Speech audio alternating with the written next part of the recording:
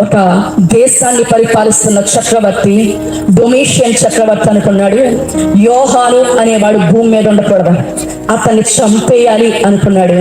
కానంట యోహాను బ్రతికే ఉన్నాడు, కానీ ఈ డొమిషియన్ చక్రవర్తి చచ్చిపోయాడంట. దేవునికి స్తోత్రం. హల్లెలూయా, హల్లెలూయా.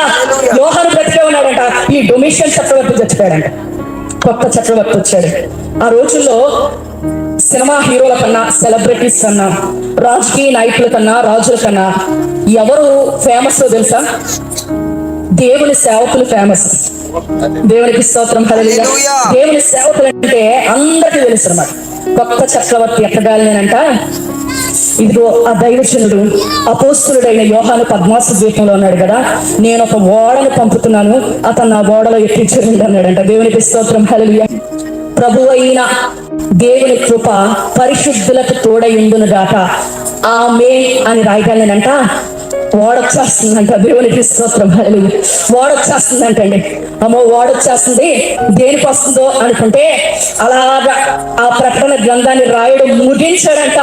ఏమొచ్చేస్తుంది? ఆయన ఎక్కించాడకి ఓడొచ్చేస్తుంది. నువ్వు అనుకుంటున్నావేమో దేవుడు ఏ కార్యం చేయట్లేదు ఏంటి?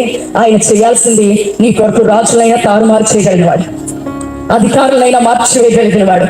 ఆయన నీ పక్షమందుంటే నీకు విరోధి అవడం ఎవరు నీ ముందు నిలబడగలరు? రోషము గల దేవుడని ఆయన పేరు.